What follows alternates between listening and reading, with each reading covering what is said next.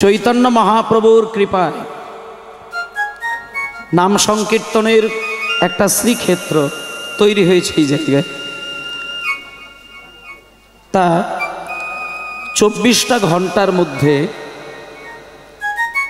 মোট 8টি প্রহর হয়। আস্তে মা সামনে বা পাটা গুটিয়ে বসো। জয় নিতাই। হরিবোল হরিবোল হরিবোল। তাহলে 8টি প্রহর, এক একটি প্রহর 3 ঘন্টা করে। এইবার আমার দিকে তাকাবেন, কথাগুলো মন দিয়ে শুনবেন। আমার আগে কীর্তন শুনলেন, আনন্দ করলেন। এইবার আমি কীর্তন গাইব, সেইখানেও শুনবেন। তারপরে রাস হবে, সেটাও দর্শন করবেন। কিন্তু কীর্তন কেন মানুষ শোনে, এই মূল জায়গাটা যদি উপলব্ধি না করা যায়, তাতে সারা জীবন কেন, জন্ম জন্মও যদি আমি ধর্মের পথে ছুটে বেড়াই, আমি কিন্তু ধার্মিক হতে পারবো না। আমি যদি মন্দিরে গিয়ে সারা জীবন ডালা নিয়ে ঠাকুরকে সেবা দিই, তার মানে আমি একজন ধার্মিক। সারা জীবন কীর্তন গাইলাম মানে আমি একজন ধার্মিক বা ভক্ত, বা সারা জীবন কীর্তন শুনলাম মানে আমি একজন ভক্ত। এটা কথা নয়। ঘরে বসে তালপাতার কুঁড়ে ঘরের মধ্যে রেখে একটা ক্যালেন্ডারের মধ্যেও যদি কেউ মনে করে যে আমি ভগবানের চরণের দাসী হয়ে থাকবো, থাকা যায়। শুধু নিয়মগুলো জানতে হবে। যেটি মূল কথা বলি মায়েরা, একেতে জনা কয়েক আছে, একটু মন দিয়ে শুনবেন কীর্তনটা, মন দিয়ে শুনবেন। সংসারী মানুষ আর সন্ন্যাসী মানুষ, এই সংসারী আর সন্ন্যাসী দুই ধরনের মানুষের জন্য ভগবানের উপাসনা দু ধরনের হয়ে যায়। আস্তে এই দিক মায়েরা, এই দিকে, এই দিকটা। ওইটা যেহেতু রাস্তা, ওটা দিয়ে লোকজন যাতায়াত করবে, কিন্তু ওই দিকটা চোখ ঠিক রেখে গেলে হবে না, এই দিকটা তাকাবে। হরিবোল নিতাই গৌর প্রেমানন্দে হরিবোল হরিবোল হরিবোল। বেশ, হরিবোল। এইবার যেটি বলা যে কীর্তন গান এমন একটি প্রাণ, এমন একটি শক্তি, এমন একটি ভক্তি এবং এমন একটি তত্ত্ব দিয়ে গড়া, যে কীর্তন গান একটু আস্তে বাজাবে, বদ্যি বাবা আস্তে বাজাবে। এই কীর্তন গান চৈতন্য মহাপ্রভু সৃষ্টি করলেন,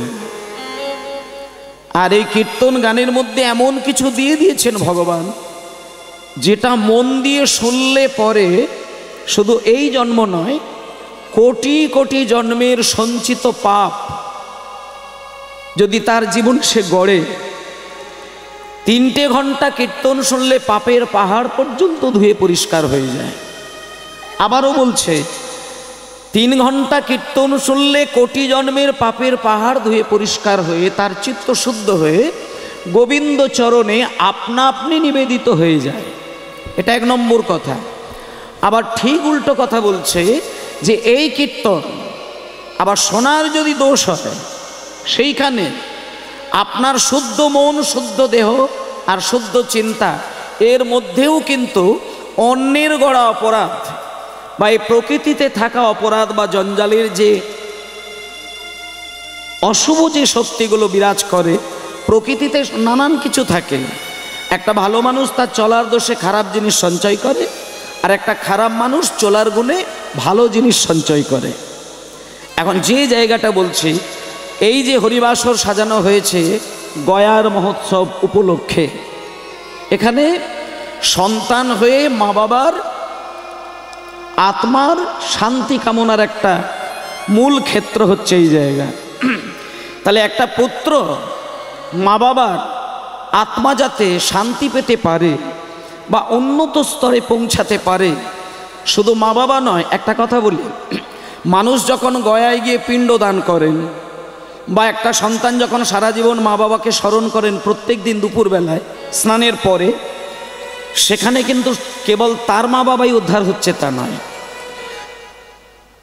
পিতা মাতা। এই ক্ষেত্রে বলা হচ্ছে যে আপনি যখন চলে যাওয়া বিগত সমস্ত গুরুজনদেরকে, আপনি এই মর্তধামে জীবিত থাকার পরে আপনার এই দেহের মধ্যে আপনার মনকে স্থির রেখে ভক্তি সহকারে যখন সেই গুরুজনদের উদ্দেশ্যে জলদান করবেন, শুধু মা বাবা নয়, আপনার বিগত যত যত যত যত গুরুজন আছেন, যেমন আমি বলে দিচ্ছি, আপনি যখন পূজার ডালা নিয়ে মন্দিরে যান, সেইখানে দেখবেন ডালার মধ্যে একটা ছোট্ট কাগজে আপনার নাম, আর পাশেই দেখবেন একটা গোত্রের নাম দিয়ে দেন। এবার ওই গোত্রটি যদি না দেন, ব্রাহ্মণ কিন্তু আপনার ডালাটাকে ঠিক জায়গায় অর্পণ করতে পারবেন না। আপনি শুধু নাম দিয়ে দিলেন, সন্তানের নাম দিলেন, নাতির নাম দিলেন, নাতনির নাম দিলেন, কিন্তু গোত্রটা দিলেন না। ব্রাহ্মণই বলবেন এইটা গোত্রটা একটু লিখে দাও। তাহলে এই যে গোত্র না লিখলে আপনার ডালাটা আপনার নামে নৈবেদ্য দেওয়া হবে না।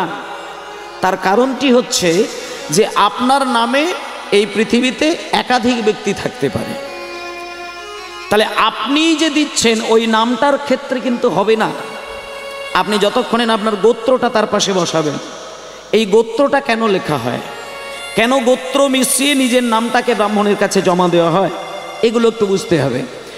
এই গোত্র হচ্ছে আমরা যে জন্ম নিয়েছি, আমার বাবা, তার বাবা, তার বাবা, তার বাবা, এইভাবে যে পরম্পরায় সৃষ্টি ছিলেন, মূল স্রষ্টা ছিলেন যে মহাপুরুষ, যে মুনি, যে ঋষির কাছ থেকে আপনি পরম্পরায় দেহ ধারণ করলেন, সেই ঋষির নামটাই কিন্তু আপনি গোত্ররূপে লিখলেন। তাহলে যে গোত্রের নামটা লিখলেন উনি হচ্ছেন একজন মহামুনি, একজন মহা ঋষি। আর সেই ঋষি হচ্ছে আপনার জন্মের মূল ক্ষেত্র। ওইখান থেকে আপনি অস্থি মজ্জা হাড় নিয়ে আপনি জন্ম নিয়েছেন, রক্ত মাংস দেহ নিয়ে জন্ম নিয়েছেন। তার মানে আপনি যদি এই পৃথিবীতে জন্ম থাকার পরে একটুখানি মা বাবার উদ্দেশ্যে জলদান করেন, জানবেন মা বাবা থেকে শুরু করে বিগত যতগুলো আপনি গুরুজনদেরকে হারিয়েছেন, একেবারে সেই গুরু যেখানে আপনি ওই আপনার গোত্রটি লিখলেন, ওইখান পর্যন্ত প্রত্যেকের কাছে কিন্তু আপনার ওই ভক্তিটা চলে যায়। নিতাই গৌর প্রমানন্দে হরি। এইবার বলি, আপনি যদি ওনাদেরকে জল দিতে গিয়ে, ওনাদের নাম নিতে গিয়ে আপনার মনের মধ্যে কোনো রকম অশুভ চিন্তা এসে যায়, তাহলে আপনার ওই জলটা কিন্তু শুভ কাজে আপনার জীবনকে দেয় না, আপনার জীবনে শুভ কাজ দেয় না। ঠিক তেমনইভাবে আজকে যে কীর্তন শুনতে বসেছেন, এটা কিন্তু সেবার একটা মূল আসন। কীর্তন শোনা মানে এটা আনন্দ করার জায়গা না, কীর্তন শোনা মানে হই হই করার জায়গা না। মানুষ বোঝে না, তাই হরিবাসরে দাঁড়িয়ে হই হই করে, হরিবাসর সাজায়, সেইখানে হই হই নাচ গান অমুক তমুক নানান কিছু হয়ে যায়। কিন্তু চৈতন্য মহাপ্রভু এটা নিজে সৃষ্টি করেছেন এই গান বাজনা। এই গান নিছক গান বাজনা নয়, কীর্তন গান নিছক একটা তালের গান নয়, এটা হচ্ছে ভগবানের প্রতি পরিপূর্ণ শ্রদ্ধা ভক্তি ভালোবাসা দিয়ে আত্মনিবেদন করার একটা পথ। হরি বল, হরি বল। মানে আরো পরিষ্কার করে বলে দিই, সংসারী মানুষের ক্ষেত্রে কীর্তনের থেকে ওপরে আর কোনো সেবা হতে পারে না। যেমন মায়েরা বললেন আস্তে, মনে করুন কোনো মা হয়তো সন্তানকে মানুষ করতে গিয়ে বা স্বামীকে দেখাশোনা করতে গিয়ে, স্বামীর সেবা দিতে গিয়ে, ব্যবসা বজায় রাখতে গিয়ে, আত্মীয় স্বজনের কর্তব্য পালন করতে গিয়ে আপনি মন্দিরে ঠিক ঠিক মতো সেবা দিতে পারেন নাই, কিংবা দীক্ষা গ্রহণ করেছেন গুরুদেবের কাছ থেকে, কিন্তু সংসারের চাপে পড়ে আপনি দীক্ষা মন্ত্র নিয়ম করে জপ করতে পারেন না। এই ক্ষেত্রে মহাপ্রভু কিন্তু সুন্দর সংবিধান দিয়েছেন যে যারা ধর্মের পিছনে কোনো পথ অবলম্বন করতে পারেন না, তারা শুধু যদি বছরে একবার হরিবাসরে 3টে ঘন্টা নীরবে বসে মন দিয়ে কীর্তন শোনে, আর কীর্তন শুনতে শুনতে কোনো একটা মুহূর্তে, একটা সেকেন্ডের জন্য যদি তার চোখ দিয়ে 2 বিন্দু অশ্রু বিগলিত করে, তার সারা বছরে না ধর্ম পালন করার কোনো অশুভ ফল হবে না। তার সম্পূর্ণ ফল ওই একটা দিনের চোখের জলে ভগবানের কাছে চলে যায়। নিতাই গৌর, কিছু করার দরকার নেই, কারণ কীর্তন শ্রবণ করাটা হচ্ছে একটা পরিপূর্ণ আত্মনিবেদনের পথ, আর এটা হচ্ছে চরম সেবা। আপনাকে বলি, সেবা আপনি বিভিন্নভাবে করতে পারেন, কিন্তু কীর্তন শ্রবণের সেবার থেকে বড় সেবা কিন্তু কিচ্ছু হয় না। ভক্তি জগতে 9টা জিনিস আছে, 9টা জিনিসের মধ্যে সব থেকে প্রথম এবং প্রধান যে সেবার ভক্তির পথ, সেটা হচ্ছে কীর্তন শোনা। যেমন শ্রবণং কীর্তনং বিষ্ণু শরণং পাদ সেবনং অর্চনং বন্দনং দাস্যং সখ্যং সর্বোপরি আত্মনিবেদনং। তাহলে এইবার আপনারা যে কীর্তনটা শুনতে বসেছেন, এটা কিন্তু ভক্তি জগতের সবার প্রথম স্টেপ। এখানে যদি কারোর ভুল হয়ে যায়, মাঝখানে আপনি যতই হাই হাই করেন না কেন, আপনি জীবনে শান্তি খুঁজে পাবেন না। শ্রবণ যার ঠিক থাকে, বাকি সমস্ত জায়গা তার ঠিক থাকে। আর কীর্তন গানে বসা মানে শ্রবণটাকে পরিষ্কার রাখার দরকার। সেজন্য আমি অনুরোধ করছি সবাইকে, প্রথমে চৈতালিদি গান বাজনা করলেন, আপনারা মন দিয়ে শ্রবণ করলেন, তারপরে আমি একটা যে কোনো বিষয়ের ওপরে গান বাজনা করব, আপনারা শুনবেন। তারপরে রাস হবে, রাসে আপনারা শুনবেন না নাচবেন, কোনটা করবেন? রাস শোনে না নাচে বেশি? সাধারণতভাবে মানুষ চিন্তা করে যে রাস গান শুনতে যাব মানে একটু নাচবো বেশি, রাসে নাচের প্রধানটা বেশি হয়। কিন্তু একটা কথা বলিস, এটা সম্পূর্ণ মানুষের ভুল চিন্তা। রাস গান মানে কোমর দুলিয়ে, ঠ্যাং দুলিয়ে, ঘাড় দুলিয়ে, মাথা দুলিয়ে একবারে মারাত্মকভাবে নাচ করার জন্য কিন্তু রাসের ক্ষেত্র নয়। ভগবান শ্রীকৃষ্ণের তৈরি যে রাস, এগুলো একটুখানি তত্ত্বগুলো বুঝবেন, তাহলে অন্য কিছু নয়। মানে আমরা তো মানুষ, আমাদের একমাত্র মূল লক্ষ্য হচ্ছে ভক্তিটাকে সঞ্চয় করা। বলে ভক্তি সঞ্চয় করব কেন? না, ভক্তি সঞ্চয় করা মানে ভগবানের লাভের জন্য নয়। একটা কথা বলি, আপনি ভক্তি দিয়ে ভগবানকে ডাকবেন সেটা পরের কথা, কিন্তু ভক্তিটা ভগবানের জন্য নয়, ভক্তি আপনার জন্য প্রয়োজন। কারণ ভক্তি যার হৃদয়ে থাকে, সে অফুরন্ত একটা মধুর স্বাদ নিজেকে সারাটা জীবন উপলব্ধি করে যেতে পারে। যার হৃদয়ে ভক্তি আছে, সে অফুরন্ত মিষ্ট মধুর স্বাদ কিন্তু সে হৃদয়ে পায়। আর যে ভক্ত হতে পারে, সে অফুরন্ত আবেগ কিন্তু তার শরীরে মাধুর্যপূর্ণে ভরিয়ে রাখতে পারে।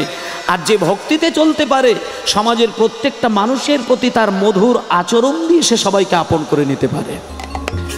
আপনি যতই মানুষের কাছে আপন হতে যান, আপনার ভেতরে ভক্তি যদি মিষ্টি না হয়, আপনি যতই ভালো ভালো ভাষা দিয়ে তার সঙ্গে দেখান, আচরণ কিন্তু আপনার দোষ হবেই।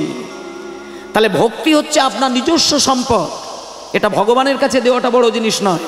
তাহলে সেই ভক্তি আমি পাবো, আমি মধুর হয়ে জীবন কাটাবো, আমি নিজের ভক্তিতে নিজে ডুব দেব, সেই ভক্তিতে ডুব দিয়ে পরমানন্দকে হৃদয়ে রাখবো, আর সেই পরমানন্দকে রেখে সারা জীবন শান্তিতে বিরাজ করব।